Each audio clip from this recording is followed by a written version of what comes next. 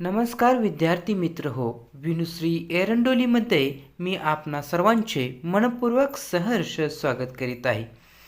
मित्र हो, महाराष्ट्र शिक्षक पात्रता परीक्षा म्हणजेच TET पेपर क्रमांक 2 हा 14 डिसेंबर 2014 रोजी झालेला पेपर विषय सामाजिक शास्त्रामधील भाग 2 सदर व्हिडिओमध्ये आपण पाहणार आहोत.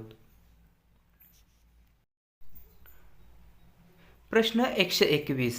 केवळ पावसाच्या पाण्यावर केल्या जाणाऱ्या शेतीला टिंबटिंब म्हणतात. तर ऑप्शन 2 जिरायती शेती असे म्हणतात. 122.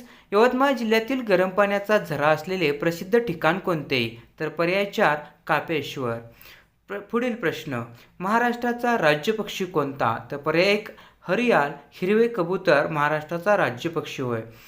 पुढील प्रश्न, गोव्यातील वैशिष्ट्यपूर्ण सांस्कृतिक उत्सव टिंबटिंब हा आहे. तर पर्याय 3 कार्निवल हा सांस्कृतिक उत्सव आहे. पुढील प्रश्न 125. भारतात परतीचा मान्सून काळ टिंबटिंब असतो. तर पर्याय 2 ऑक्टोबर ते नोव्हेंबरमध्ये असतो. पुढील प्रश्न, ग्रीनिच मूळ रेखावृत्तावर गुरुवार दुपारचे 12 वाजले असल्यास 45 अंश पश्चिम रेखावृत्तावर किती वाजले असतील? तर ऑप्शन 4 गुरुवार सकाळचे 9.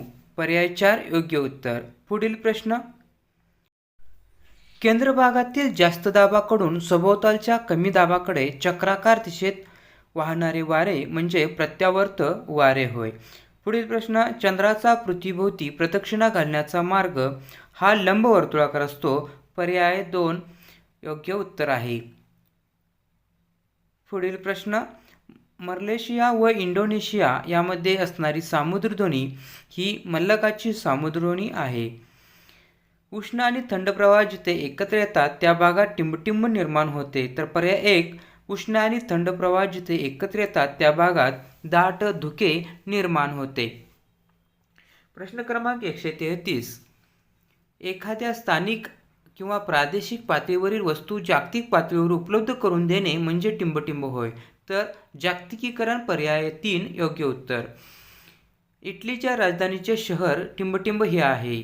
तर पर्याय 2 इटलीच्या राजधानीचे शहर रोम हे आहे. पुढील प्रश्न क्रमांक 134. नकाशावरील समोच्चता रेषा जवळ असल्यास जमिनीचा उतार टिंबटिंब असतो. तर जमिनीचा उतार तीव्र असतो. पर्याय 1 बरोबर. ताडोबा व पेंच व्याघ्र प्रकल्प टिंबटिंबमध्ये आहे. तर पूर्व महाराष्ट्रामध्ये आहे. त्यामुळे पर्याय 4 योग्य उत्तर आहे. पुढील प्रश्न क्रमांक 136. लोकसंख्येच्या दृष्टीने भारतातील दुसऱ्या क्रमांकाचे राज्य कोणते? तर लोकसंख्येच्या दृष्टीने भारतातील दुसऱ्या क्रमांकाचे राज्य महाराष्ट्र आहे. सर्वप्रथम नकाशा तयार करणारे प्रसिद्ध भूगोलतज्ञ तर कॉल्डस टॉलेमी हे प्रसिद्ध भूगोलतज्ञ आहेत.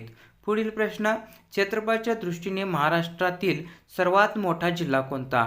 तर पर्याय 4 अहमदनगर म्हणजेच अहिल्यानगर. पुढील प्रश्न, टिंबटिंब बेटे ही जलमग्न पर्वतरांगेची शिखरे आहेत. तर पर्याय 1 निकोबार बेटे. पुढील प्रश्न, जगातील सर्वोच्च पर्वतरांग कोणती? तर हिमालय ही जगातील सर्वोच्च पर्वतरांग आहे. पर्याय 3 बरोबर. भारतातील सर्वात मोठा लोकर उत्पादक प्रदेश कोणता? तर भारतातील सर्वात मोठा लोकर उत्पादक प्रदेश पर्याय 2 राजस्थान हा आहे. पुढील प्रश्न 142 क्रमांक, खत निर्मितीसाठी उपयुक्त पडणारा फॉस्फेट कोठे आढळतो? तर पर्याय 1 ललितपूर येथे आढळतो. पुढील प्रश्न, आफ्रिकेतील सर्वोच्च शिखर कोणते? तर पर्याय 4 माउंट किलिमांजरो हे आफ्रिकेतील सर्वोच्च शिखर आहे. पुढचा प्रश्न, एल निनो या स्पॅनिश शब्दाचा अर्थ काय? तर लहान मुलगा असा एल निनो या स्पॅनिश शब्दाचा अर्थ आहे. पुढचे प्रश्न, देवप्रयाग जवळ भगीरथी नदी कोणत्या नदीला मिळते? तर पर्याय 3 अलकनंदा या नदीला मिळते. प्रश्न 146, पोर्टो रिको गर्ता कोणत्या महासागरातील आहे? तर पर्याय 1 अटलांटिक महासागरातील आहे. गहू उत्पादनात जगातील प्रथम क्रमांकाचा देश कोणता? तर गहू उत्पादनातील जगातील सर्वात प्रथम क्रमांकाचा देश पर्याय 3 चीन हा आहे. पुढचा प्रश्न, थोरियमचे मुख्य खनिज कोणते? तर पर्याय 2 मोनाझाईट हे थोरियमचे मुख्य खनिज आहे. कोणत्या देशात महामार्गला ॲटोरेटस असे म्हणतात? तर पर्याय 4 फ्रान्स. पर्याय 4 योग्य उत्तर आहे. पुढील प्रश्न 150. आकृतीतील उपकरणामधून निद्रव वायुदाबमापकाचा योग्य पर्याय ओळखा. तर निद्रव वायुदाबमापकाचा योग्य पर्याय पर्याय क्रमांक 2 मध्ये योग्य आकृती दाखवलेली आहे. त्यामुळे पर्याय 2 योग्य उत्तर.